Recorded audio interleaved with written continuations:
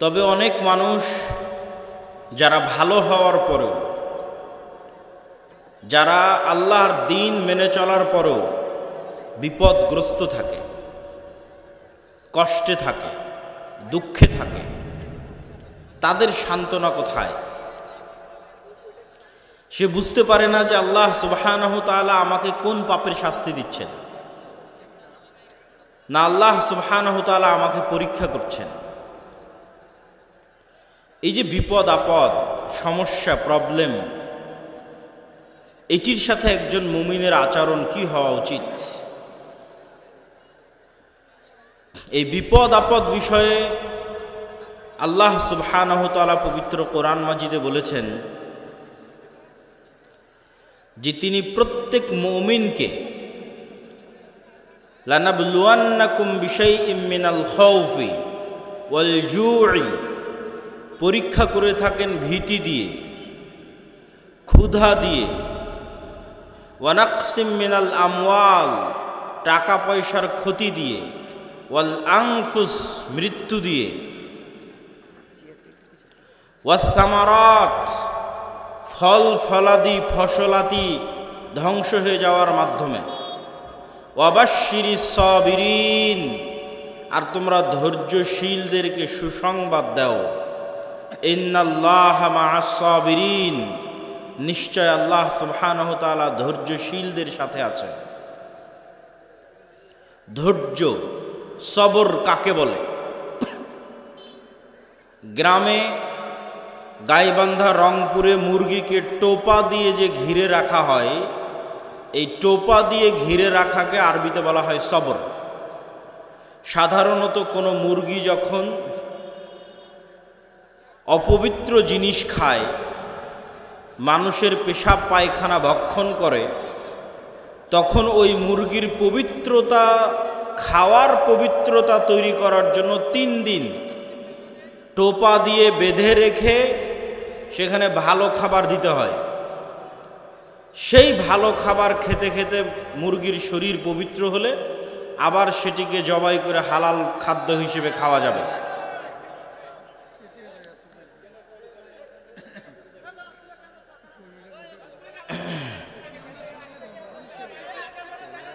আপনারা দিনী ভাইয়েরা যারা আছেন তারা কিন্তু জায়গা পাবেন, জায়গা অনেক পড়ে আছে, আশেপাশে পিছনে অনেক জায়গা পড়ে আছে, একটু সরে সরে বসলেই কিন্তু আপনারা দেখতে পান। যদিও আজকে ক্যামেরা প্রয়োজনের তুলনায় বেশি, এই কথাই ঠিক, তারপরেও একটু আমরা ধৈর্য ধরি। আল্লাহ সুবহানাহু তাআলা সবর, ধৈর্যের বর্ণনা দিচ্ছেন এবং তিনি ঘোষণা করছেন তিনি মুমিনদেরকে বিপদ দেন, ক্ষুধার বিপদ দেন, ভয়ের বিপদ দেন, টাকা পয়সার বিপদ দেন, ফসলাদি ধ্বংস হয়ে যাওয়ার বিপদ দেন, এমনকি জীবন পর্যন্ত নিয়ে নেন। আল্লাযীনা ইযা আসাবাতহুম মুসিবাহ ক্বালু ইন্না লিল্লাহি ওয়া ইন্না ইলাইহি রাজিউন। যখন কেউ বিপদগ্রস্ত হয় তখন বিপদগ্রস্ত ব্যক্তি যেন বলে ইন্না লিল্লাহ ওয়া ইন্না ইলাইহি রাজিউন। এই একটা বাক্যের অর্থ যদি আপনার ভিতরে ঢুকে যায় তাহলে বিপদ আপনার কাছে বিপদ মনে হবে না। এই বাক্যের অর্থ কি? ইন্না লিল্লাহ, আমি আল্লাহর। আমি আল্লাহর মানে আমার নিজের শরীরের কোনো কিছুর মালিকানা আমার নিজের নয়। আমার চোখ আমার কথায় চলে না, আমার কান আমার কথা শোনে না, আমার শরীর আমার কথা শোনে না। আমি শরীরকে বলবো যে আজকে আমি হাফ কেজি মিষ্টি খাবো, তবুও তুমি সুগার লেভেল বাড়াবা না, আমার এই আদেশ শরীর শুনবে না। শরীরকে আল্লাহ যেভাবে তৈরি করেছে তাতে যেভাবে মিষ্টি দিলে রক্তে যেভাবে সুগার বাড়ার কথা ওটাই হবে, আমার আদেশে কমবেও না বাড়বেও না। এভাবে পুরো শরীরের সকল কার্যক্রম একটাও আমার নির্দেশে চলে না, যেভাবে আল্লাহ সুবহানাহু তাআলা তৈরি করেছেন সেভাবেই চলে। তাহলে আমার নিজের নাফস, নিজের রূহ, নিজের শরীরের মালিক আমি নই। এটার মালিক কে? আল্লাহ সুবহানাহু তাআলা। যদি আমি আমার নিজেরই মালিক না হই, তাহলে আমার টাকা পয়সার মালিক আমি কিভাবে হলাম? আমার ছেলে মেয়ে সন্তান সন্ততির মালিক আমি কিভাবে হলাম? আমার বাড়ি গাড়ির মালিক আমি কিভাবে হলাম? তাহলে আমার নিজের মালিক যখন আমি নই, তাহলে আমার পকেটে থাকা টাকা পয়সা, আমার নিজের জমি, আমার বাড়ি, আমার গাড়ি, আমার ছেলে মেয়ে, এগুলো একটারও মালিক আমি নই। আরও স্পষ্ট করে বললে, আল্লাহ চাইলে তো এখন আমাকেই তুলে নিয়ে যেতে পারেন। যেহেতু আমি নিজের মালিক নই, আমি আল্লাহর অধীনস্থ, আল্লাহ আমার মালিক, তো আল্লাহ চাইলে আমাকেই তুলে নিয়ে যেতে পারেন, এটাই আমি বাধা দিতে পারবো না। সেখানে আল্লাহ যদি আমার ছেলেকে উঠিয়ে নিয়ে যায়, তো আমি কি বাধা দিব? সেখানে যদি আমার টাকা হারিয়ে যায়, আমি কি বাধা দিব? সেখানে যদি আমার গাড়ি অ্যাক্সিডেন্ট করে, আমি কি বাধা দিব? সম্ভব নয়। তো আল্লাহ সুবহানাহু তাআলা মানুষকে এই বাক্যের মাধ্যমে, ইন্না লিল্লাহি ওয়া ইন্না ইলাইহি রাজিউন, এই বাক্যের মাধ্যমে বুঝাচ্ছেন যে বিপদে পড়লে এই বাক্য উচ্চারণ করতে হবে। তার প্রথম কথা হচ্ছে, তুমি নিজেই নিজের মালিক নও, অতএব তোমার সব কিছুর মালিক আল্লাহ, তুমি সহ। 2 নাম্বার, ওয়া ইন্না ইলাইহি রাজিউন, তুমি মনে করছো যে আজকে আমার গাড়িটা নষ্ট হয়ে গেল, কি আফসোস। মনে করছো আমার টাকাটা হারিয়ে গেল, কি আফসোস। মনে করছো আমার মোবাইলটা হারিয়ে গেল, কি আফসোস। মনে করছো আমার ছেলে মারা গেল, কি আফসোস। তাহলে জেনে রাখো একদিন তুমিও মারা যাবা, জেনে রাখো একদিন তুমিও হারিয়ে যাবা, জেনে রাখো একদিন তুমিও ফেরত যাবা। ওয়া ইন্না ইলাইহি রাজিউন। তাহলে এখানে হতাশা, আফসোস এবং দুঃখের কিছু নাই, কেন তোমার সময়ই তো ক্ষণস্থায়ী। তুমিই চলে যেতে পারতে, তুমিই হারিয়ে যেতে পারতে, তুমিই নষ্ট হয়ে যেতে পারতে, আর এটা তোমার ভাগ্যে আছে। ওয়া ইন্না ইলাইহি রাজিউন, যেতে হবে তোমাকে। অতএব তোমার সাথে যেটি ঘটুক, সেটি একটাও তোমার সাথে, তোমার নিজস্ব কোনো জিনিসের সাথে ঘটেনি, বরং আল্লাহ সুবহানাহু তাআলার দেওয়া জিনিসের সাথে ঘটেছে। ওয়া মিম্মা রাযাকনাহুম ইউনফিকুন, আল্লাহ যখন মানুষকে টাকা পয়সার কথা বলেছেন, তখনও বলেছেন যে এই টাকা পয়সা আমি দিয়েছি, এই রিজিক তোমরা উপার্জন করনি, আমি দিয়েছি। সবর, সবর, ধৈর্য ধারণ করা কি জিনিস বলছিলাম। মুরগি যখন টোপা দিয়ে ঘিরে রাখা হয়, এটাকে বলা হয় সবর, আটকে রাখা। আরবিতে আটকে রাখা মানে যখন আপনি গুনাহ থেকে নিজেকে আটকে রাখেন, তখন সবর। যখন আপনি নেকির উপর নিজেকে ধরে রাখেন, তখন সবর। যেমন আজকে এখানে বক্তব্য শুনে মনে মনে বললেন, আজ থেকে 5 ওয়াক্ত সালাত আদায় করব, একদিনও আদায় করতে পারলেন না, তাহলে আপনার সবর নাই। মনে করলেন আজ থেকে গান শুনবো না, 7 দিন শোনা বন্ধ রাখার পর আর ধরে রাখতে পারলেন না, তার মানে সবর নাই। নিজেকে কোনো কিছুর উপর ধরে রাখা, ঠিক মুরগিকে যেমন টোপা দিয়ে আটকে রাখা হয়েছে, বেঁধে রাখা হয়েছে, ধরে রাখা হয়েছে, এরকম যে আমি প্রতিদিন সূরা ইখলাস পড়ব, কোরআন পড়ব, এটার উপর নিজেকে ধরে রাখা, ধরে রাখতে পারতেছি, একদিনও মিস যাচ্ছে না, এটা সবর। আমি গান শুনতে চাই না, শুনবো না, এটার উপর নিজেকে কতদিন ধরে রাখতে পারতেছি, এটা সবর। এই জন্য মানুষের সকল নেক আমলের মূল রহস্য হচ্ছে সবর। এই জন্য আল্লাহ সুবহানাহু তাআলা পবিত্র কোরআন মাজিদে বারবার সবরের দার্স এবং সবরের উদাহরণ এবং বিপদ আপদের কথা উল্লেখ করেছেন। ওয়াতাওয়াসাউ বিল হাক্কি ওয়াতাওয়াসাউ বিস সবর, তোমরা পরস্পরকে সত্যের দিকে দাওয়াত দাও, পরস্পরকে ধৈর্যের দিকে দাওয়াত দাও। প্রশ্ন হচ্ছে, যখন আল্লাহওয়ালা মানুষ, দিনদার মানুষ, পরহেজগার মানুষ দেখে যে একটা ইহুদি, একটা খ্রিস্টান, একটা ফাসেক, একটা জালেম, তার কি সুখের জীবন, অন্যায়ভাবে টাকা পয়সা উপার্জন করে এসি, ফ্রিজ, বাসা, বাড়ি, বিল্ডিং, জমি জায়গা ক্রয় করে একাকার, আর আমি 5 ওয়াক্ত সালাত আদায় করে, তাহাজ্জুদের সালাত আদায় করে আমি বিপদে, হয় অসুখ বিসুখে বিপদে, না হয় জিনিসপাতি নিয়ে বিপদে, না হয় অন্য কোনো কিছু নিয়ে বিপদে। আর রহস্য কি? রাসূলুল্লাহ সাল্লাল্লাহু আলাইহি ওয়াসাল্লাম বলেন, আল্লাহ সুবহানাহু তাআলা যাকে সবচেয়ে বেশি ভালোবাসেন, তাদেরকে সবচেয়ে বেশি পরীক্ষায় ফেলেন। আর আল্লাহ সুবহানাহু তাআলা সবচেয়ে বেশি ভালোবাসেন নবীদেরকে, এই জন্য নবীদের পরীক্ষা সবচেয়ে বেশি। 2 জন নবীর সাথে যদি আপনি আপনাকে মিলান, তাহলে আপনার কোনো বিপদ, পৃথিবীর কোনো বিপদ আর আপনার কাছে বিপদ মনে হবে না। যদি শুধু দুইজন নবীর সাথে আপনি আপনাকে মিলান, তার একজন নবী ইউসুফ আলাইহিস সালাতু ওয়াসসালাম, আর একজন নবী মুহাম্মদ সাল্লাল্লাহু আলাইহি ওয়াসাল্লাম। ইউসুফ আলাইহিস সালাতু ওয়াসসালাম নিজে নবী, তার পিতা ইয়াকুব আলাইহিস সালাতু ওয়াসসালাম নবী, তার দাদা ইসহাক আলাইহিস সালাতু ওয়াসসালাম নবী, তার পরদাদা ইব্রাহিম আলাইহিস সালাতু ওয়াসসালাম নবী। তাহলে এতগুলো নবীর সন্তান হওয়ার পরেও, এত তাকওয়াবান পরহেজগার হওয়ার পরেও তিনি ভাইদের ষড়যন্ত্রে কুয়ায় নিক্ষিপ্ত হচ্ছেন অসহায় অবস্থায়। কি অপরাধ, কোন পাপের শাস্তি যে ইউসুফকে কুয়ায় নিক্ষিপ্ত হতে হবে? কুয়া থেকে উদ্ধার হয়ে বাজারে বিক্রি হয়ে যাচ্ছেন, কি অপরাধ, কোন পাপের শাস্তি যে ইউসুফকে আজ বাজারে বিক্রি হতে হবে নবীর সন্তান হওয়ার পরেও? শুধু কি বাজারে বিক্রি, মানুষের বাড়িতে কৃতদাস হিসেবে, কাজের লোক হিসেবে কাজ করে খাচ্ছেন। অথচ নবী, তার পিতা নবী জীবিত আছে, তার পিতা তার জন্য দোয়া করতেছে। কোন পাপের অপরাধ, কোন পাপের শাস্তিতে ইউসুফ আলাইহিস সালাতু ওয়াসসালাম মানুষের বাড়িতে কাজ করে খাচ্ছেন? ইউসুফ আলাইহিস সালাতু ওয়াসসালাম মানুষের বাড়িতে কাজ করছেন, ঠিক আছে, তারপরে মিথ্যা অপবাদ তার উপর আরোপিত হলো। মিথ্যা অপবাদ আরোপিত হওয়ার পর জেলখানায় গেলেন। জেলখানায় বিনা অপরাধে বিনা বিচারে জেল খাটলেন 7 বছর। এরকম কোনো একটা মানুষের জীবনে এই ঘটনাগুলো একত্রিত হওয়া, যে আপনি নিজেকে নিজের সাথে তুলনা করে দেখেন যে আপনার ভাইয়েরা আপনার বিরুদ্ধে ষড়যন্ত্র করে ছোটোবেলাতে আপনাকে হত্যা করতে চেয়েছে, এরকম আপনার সাথে হয়েছে কিনা?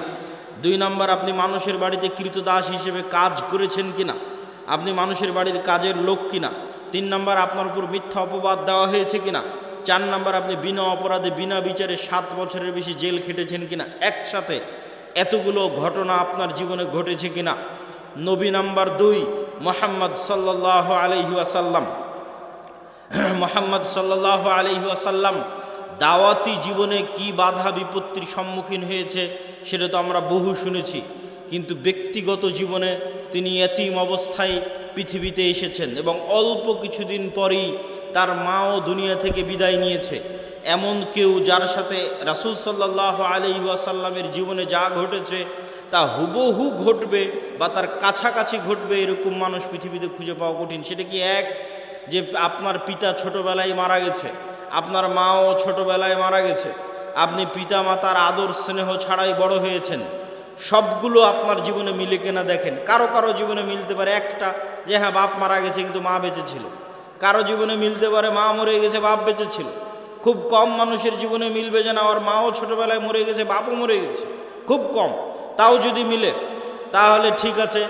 আপনি তারপরে দাদা মারা গেল, তারপরে হচ্ছে আপনি যেই স্ত্রীকে বিবাহ করেছেন, যেই স্ত্রী আপনার সবচেয়ে আদরের, সবচেয়ে বিশ্বস্ত, সবচেয়ে কাছের, সেই স্ত্রী আপনার জীবদ্দশায় মারা গেল। শুধু কি স্ত্রী, আল্লাহ সুবহানাহু ওয়া তাআলা আপনাকে যতগুলো সন্তান দিয়েছিলেন প্রত্যেক সন্তানকে আপনি নিজে হাতে কবরে ঢুকিয়ে আসতেছেন। শুধু তাই নয়, ছোটবেলায় মারা যাওয়া সন্তান নয়, বড় হওয়া বিবাহিত সন্তান, বড় হওয়া বিবাহিত 2 কন্যাকে রাসূল সাল্লাল্লাহু আলাইহি ওয়াসাল্লাম নিজে হাতে কবরে দিয়েছেন। ছোট ছোট ছেলেকে তো কবরে দিয়েছেন। শুধু ফাতেমা ছাড়া রাসূল সাল্লাল্লাহু আলাইহি ওয়াসাল্লামের আর কোনো সন্তান জীবিত থাকেনি। তাহলে আপনি কল্পনা করেন, একই সাথে ছোটবেলায় আপনার পিতা মাতা মারা গেছে, একই সাথে আপনার স্ত্রী মারা গেছে, একই সাথে আপনার সব ছেলে মেয়ে মারা গেছে, তাদেরকে আপনি কবরে দিয়েছেন। এই রকম একই সাথে এতগুলো ঘটনা আপনার জীবনে ঘটবে, মিলবে, এটা খুব কঠিন, অসম্ভব।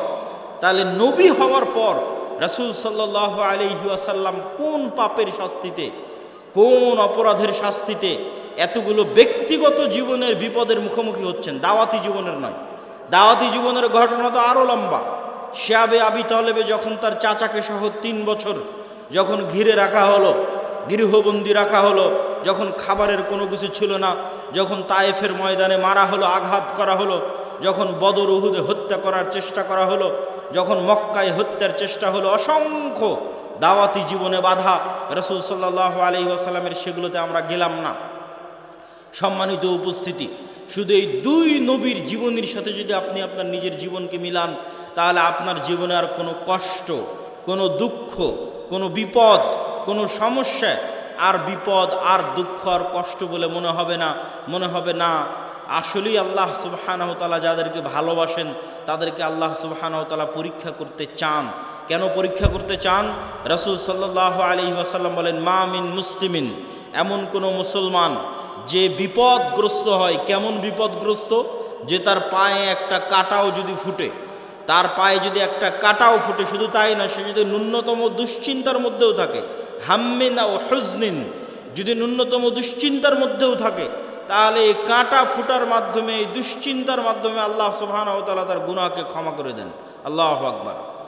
এবং বিপদ বাড়তে বাড়তে বাড়তে বাড়তে এমন অবস্থায় সে দুনিয়া থেকে বিদায় নেয় যখন তার উপরে আর কোনো গুনাহই নাই, সকল গুনাহ দুনিয়াতেই মিটে গেছে। তো বিপদ মানুষের জীবনে আসতেই পারে, মুসিবাহ মানুষের জীবনে আসতেই পারে, সমস্যা মানুষের জীবনে আসতেই পারে, কিন্তু ধৈর্য ধারণ করা হচ্ছে একজন মুমিনের পরিচয়। শুধু ধৈর্য নয়, ধৈর্যেরও উপরের একটা স্তর আছে, তার নাম রিজা, সন্তুষ্টি। এই সন্তুষ্টির স্তরে খুব মজবুত ঈমান ছাড়া মানুষের পক্ষে পৌঁছা সম্ভব নয়। ধৈর্যের স্তরে মানুষ পৌঁছতে পারে, কিন্তু রেজা, সন্তুষ্টির স্তরে মানুষের পক্ষে পৌঁছা কঠিন। সন্তুষ্টি কি? সন্তুষ্টি হচ্ছে আল্লাহ সুবহানাহু ওয়া তাআলা আমার জন্য যে সিদ্ধান্ত নিয়েছেন, এই সিদ্ধান্তের উপর আমি খুশি, এই সিদ্ধান্তের উপর আমি খুশি। একদা এক মহিলা রাসূল সাল্লাল্লাহু আলাইহি ওয়াসাল্লামের কাছে আসলেন, তিনি মৃগী রোগে আক্রান্ত। আল্লাহর নবীকে তিনি বললেন, আল্লাহর নবী, আপনি আমার জন্য দোয়া করে দেন যেন আল্লাহ সুবহানাহু ওয়া তাআলা আমার মৃগী রোগ ভালো করে দেয়। রাসূল সাল্লাল্লাহু আলাইহি ওয়াসাল্লাম তাকে বলেন, ইন শি'তি সাবারতি ফালাকিল জান্নাহ, তুমি যদি চাও তাহলে তোমার যে মৃগী রোগ হয়েছে এই রোগের উপর সন্তুষ্ট থাকো, আর আল্লাহ তোমার জন্য জান্নাত দিবে। আর যদি চাও আমি তোমার মৃগী রোগ ভালো হওয়ার জন্য আল্লাহর কাছে দোয়া করে দিতে পারি। রাসূল সাল্লাল্লাহু আলাইহি ওয়াসাল্লাম একটা রোগের উপর চিকিৎসা না নিয়ে সন্তুষ্ট থাকতে বলতেছেন জান্নাতের বিনিময়ে। তখন ওই মহিলা মানুষ বলছে, ঠিক আছে, আমাকে আল্লাহ যে অসুখ দিয়েছে এই অসুখের উপর আমি সন্তুষ্ট থাকতে চাই, তবে আপনি এতটুকু দোয়া করেন যেন আমার কাপড় চোপড় খুলে না যায়। মৃগী রোগে আক্রান্ত হলে, ব্রেন ঠিক না থাকলে কাপড় চোপড় খুলে যায়, কাপড় চোপড় যেন আমি খুলে না ফেলি, সেই দোয়াটুকু আপনি করে দিয়েন। আর আল্লাহ আমাকে যে অসুস্থতা দিয়েছে এই অসুস্থতার উপর আমি রাজি, সন্তুষ্ট, খুশি। তো রেজার স্তর হচ্ছে সর্বোচ্চ স্তর, যেই সর্বোচ্চ স্তরে আল্লাহ মানুষের সাথে যে ফায়সালা করে, আল্লাহ আপনার সাথে যা ঘটতেছে এটা আল্লাহর ফায়সালাই ঘটতেছে, আল্লাহর ইচ্ছায় ঘটতেছে, আল্লাহর অনুমতিতে ঘটতেছে। তো আপনার জীবনে যা ঘটতেছে এই ফায়সালার উপর যখন আপনি সন্তুষ্ট থাকেন, তথা ওই অবস্থাতেও আপনি আলহামদুলিল্লাহ বলতে পারেন। ধৈর্য মানুষ ধরে একটু দুঃখ পাওয়ার পর, একটু কষ্ট পাওয়ার পর, একটু দুশ্চিন্তা করার পর, টেনশন করার পর রেজা, যে অবস্থায় আছে ওই অবস্থার উপর আল্লাহ সুবহানাহু ওয়া তাআলার সিদ্ধান্তের উপর খুশি হওয়া, মনে কোনো প্রভাব, কোনো দাগ না কাটা, সর্বোচ্চ স্তরের তাওহীদ ছাড়া এটা সম্ভব নয়। সর্বোচ্চ স্তরের তাওহীদ দিয়ে মানুষ বিনা হিসাবে জান্নাতে যাবে। সেই বিনা হিসাবে যারা জান্নাতে যাবে ওই রকম লেভেলের মানুষের পক্ষে সম্ভব যে আল্লাহ সুবহানাহু ওয়া তাআলা তার সাথে যে সিদ্ধান্ত গ্রহণ করবেন সেই সিদ্ধান্তের উপর সে রাজি খুশি থাকবে।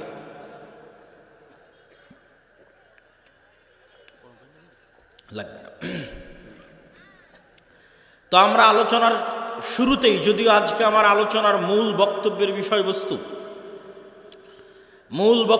বিষয়বস্তু মুসলিম উম্মার অধঃপতন এবং সে অধঃপতন থেকে মুক্তির উপায়, তবে পরিবেশ পরিস্থিতির পরিপ্রেক্ষিতে আলোচনার শুরুটা করলাম বিপদ এবং ধৈর্য ধারণ দিয়ে। এবং বিপদের উদাহরণে ইউসুফ আলাইহিসসালাতু ওয়াসসালাম এবং মুহাম্মদ সাল্লাল্লাহু আলাইহি ওয়াসাল্লাম এবং আরেকজন নবী আইয়ুব আলাইহিসসালাতু ওয়াসসালাম, তাদের উদাহরণ পৃথিবীতে চিরস্মরণীয়। শুধু তাই নয়, আরেকটি হাদিস রাসূল সাল্লাল্লাহু আলাইহি ওয়াসাল্লামের শুনে এই পয়েন্ট আমরা শেষ করব। রাসূল সাল্লাল্লাহু আলাইহি ওয়াসাল্লাম বলছেন, আল্লাহ সুবহানাহু তাআলা যাকে ভালোবাসেন তাকে দুনিয়া দেন, বিষয়টা এমন নয়। তথা দুনিয়া দেওয়া ভালোবাসার প্রমাণ নয়, বরং আল্লাহ সুবহানাহু ওয়া তাআলা যাকে ভালোবাসেন তাকে তার আনুগত্য করার তৌফিক দেন। তাহলে আজকে শাখাহাতি, বালুয়া, গোবিন্দগঞ্জ, মহিমাগঞ্জে কেউ কোটি টাকার মালিক হয়ে গেল, তার মানে তার উপর আল্লাহর দয়া আছে, এটি ভুল ধারণা। শাখাহাতি, বালুয়া, মহিমাগঞ্জ, গোবিন্দগঞ্জ, গাইবান্ধায় কেউ বিশাল বাড়ি করে নিল, কেউ খুব আরামে আছে, আয়েশে আছে, দুবাই ঘুরছে, কারো বাড়িতে এসি ফ্রিজ আছে, তার মানে তার উপর আল্লাহর দয়া আছে, আল্লাহ তাকে ভালোবেসে এগুলো দিয়েছে। এটা ভুল ধারণা।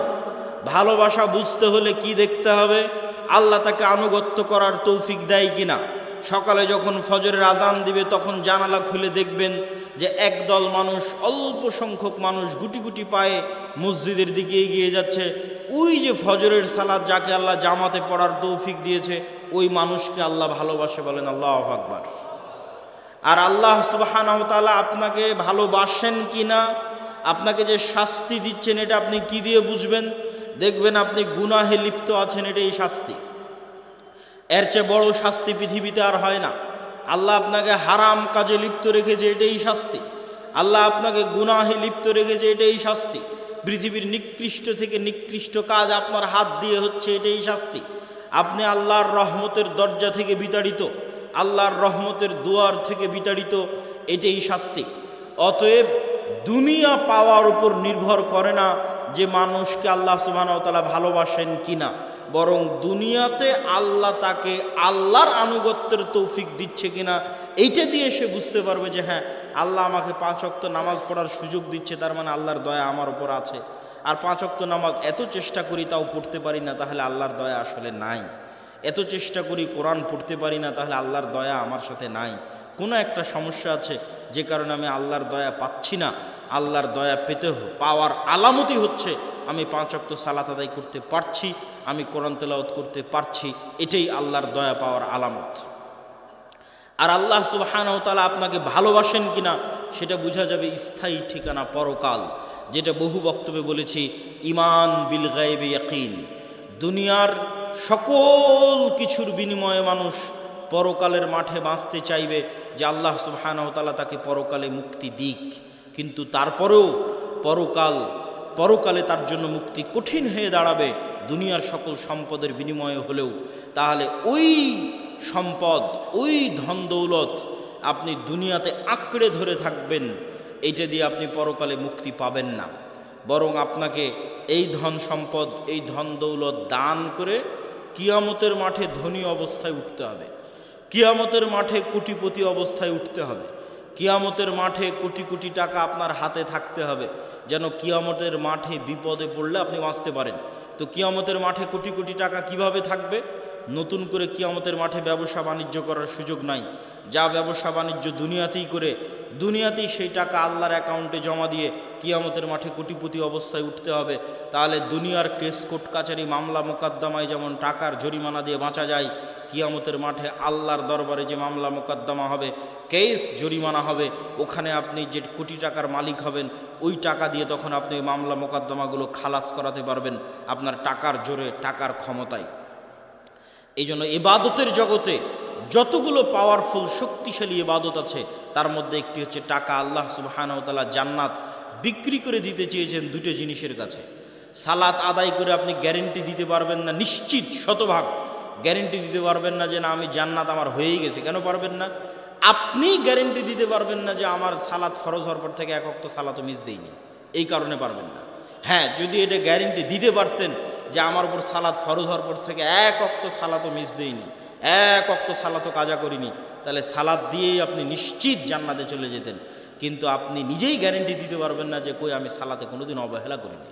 আপনি নিজেই গ্যারেন্টি দিতে পারবেন না যে আমি কোনোদিন গুনাহ করিনি, আমি নিষ্পাপ। যেহেতু আপনি গ্যারেন্টি দিতে পারবেন না, ফলত আপনি আল্লাহর দয়ার মুখাপেক্ষী যে আল্লাহ 5 ওয়াক্ত সালাত ঠিক মতো আদায় করতে পারিনি, গুনাহ অনেক করে ফেলেছি, ক্ষমা করে দাও, নাহলে জান্নাত যেতে পারবো না, আল্লাহর দয়ার মুখাপেক্ষী। কিন্তু দুটো ইবাদত এমন আছে যে দুটো ইবাদতে আপনি নিশ্চিত চ্যালেঞ্জ দিয়ে বলতে পারবেন হ্যাঁ জান্নাত আমার হয়েছে, হবেই, যাবো ইনশাআল্লাহ। সেই দুটো ইবাদতের একটা হচ্ছে আল্লাহর রাস্তায় জিহাদ করে জীবন দিয়ে দেওয়া, নিজের নাফস যেটা আল্লাহ আপনাকে দিয়েছে, যেটা আপনার সবচেয়ে প্রিয় সম্পদ, ওইটা হাতে করে নিয়ে আল্লাহর রাস্তায় জিহাদে বের হলেন, যুদ্ধ করে শহীদ হয়ে গেলেন, আল্লাহর রাস্তায় জীবন দিয়ে দিলেন। এই শহীদের রক্তের ফোঁটা মাটিতে পড়ার আগে ওর কত গুনাহ আছে, আর ওর কত ইবাদতে কমতি আছে, আর কত কি আছে, সব কিছু আল্লাহ সুবহানাহু ওয়া তাআলা ক্ষমা করে দিবে। এবং সে তার কাছে জান্নাত বিক্রি হয়ে গেছে তার নাফসের বিনিময়ে। আর একজনের কাছে জান্নাত বিক্রি হয়ে যাবে, সে হচ্ছে যে টাকা দিয়ে জান্নাত কিনতে পারবে। টাকা দিয়ে কেমনে জান্নাত কিনবে? দুনিয়াতেই অসংখ্য ইবাদতের কমতির আপনি পূরণ দিতে পারবেন টাকা দিয়ে। দুনিয়াতে আপনি অসংখ্য গুনাহের কাফফারা দিতে পারবেন টাকা দিয়ে। হজ করতে গেছেন, জামারায় পাথর নিক্ষেপ মিস হয়ে গেছে, কোনো একটা ইবাদতে কমতি চলে এসেছে হজের মধ্যে, আপনাকে মুআল্লিম বলবে টাকা দেন, টাকা দিয়ে খাসি দুম্বা কিনি, আপনার নামে দম দিলে ইবাদতের এই কমতিটা পূরণ হয়ে যাবে। দুনিয়াতেই টাকা দিয়ে ইবাদতের কমতি পূরণ হচ্ছে। রমজান মাস আসতেছে, দিনের বেলায় স্ত্রীর সাথে সাংসারিক জীবনে গেছেন, কবিরা গুনাহ করে ফেলেছেন, আল্লাহ বলছেন গোলাম আজাদ করো। গোলাম আজাদ করতে টাকা লাগবে, গোলাম আজাদ করার টাকা নাই, 60 জন মিসকিনকে খাওয়াও, 60 জন মিসকিনকে খাওয়াতে টাকা লাগবে। তাহলে দুনিয়াতেই টাকা দিয়ে আপনার গুনাহের কাফফারা হয়ে যাচ্ছে, ইবাদতের কমতির ব্যাকআপ হয়ে যাচ্ছে। তাহলে আপনি যত ইবাদতের কমতি আপনার আছে, যত গুনাহ আপনার আছে, আর যত পাওনাদার মানুষ আছে, সবগুলো ব্যাকআপ দেওয়া যাবে কিয়ামতের মাঠে যদি আপনি কোটিপতি হন। টাকা দিয়ে ব্যাকআপ দেওয়া যাবে, কিন্তু সেই টাকা দুনিয়াতেই অর্জন করে এখানে বসে থেকেই পরকালের অ্যাকাউন্টে, আল্লাহ সুবহানাহু ওয়া তাআলার অ্যাকাউন্টে জমা করে যেতে হবে। মুসলমানদের সবচেয়ে বড় হতাশার জায়গা হচ্ছে মুসলমানেরা অর্থনীতি, টাকা পয়সাকে গুরুত্ব কম দেয়। হ্যাঁ, আগের আলোচনা, বিপদ আপদের আলোচনায় এটি আমরা স্পষ্ট করেছি যে কেউ টাকার মালিক হবে মানেই সে দয়াপ্রাপ্ত, বিষয়টি এমন নয়। কে দয়াপ্রাপ্ত? যাকে আল্লাহ তার ইবাদতের সুযোগ দেয়। তাহলে দুটোই যদি মিলে যায়, তাহলে ওর চেয়ে বড় দয়াপ্রাপ্ত আর কে? এটাই রাসূল সাল্লাল্লাহু আলাইহি ওয়াসাল্লাম বলেছেন যে 2 শ্রেণীর মানুষের সাথে তোমরা ঈর্ষা করতে পারবা, যেই 2 শ্রেণীর এক শ্রেণী হচ্ছে এত ব্যতিক্রম যে সাধারণত এই দুটো একসাথে মিলে না, একত্রিত হয় না। সেটা কি? যাকে আল্লাহ টাকারও মালিক করেছে, কোটি কোটি টাকার মালিক করেছে। খুব ব্যতিক্রম যে কোটি কোটি টাকার মালিক দুবাই গিয়ে মদের বারে, জুয়ার বারে আড্ডা না দিয়ে, নারী মদ জুয়া নিয়ে ফুর্তি না করে ওর কোটি কোটি টাকা আল্লাহর রাস্তায় দান করবে। এই দুইটা মিলে যাওয়া, হবে কোটি কোটি টাকার মালিক, আবার সেই কোটি কোটি টাকা ব্যয় করবে আল্লাহর রাস্তায়। এই তৌফিক পাওয়া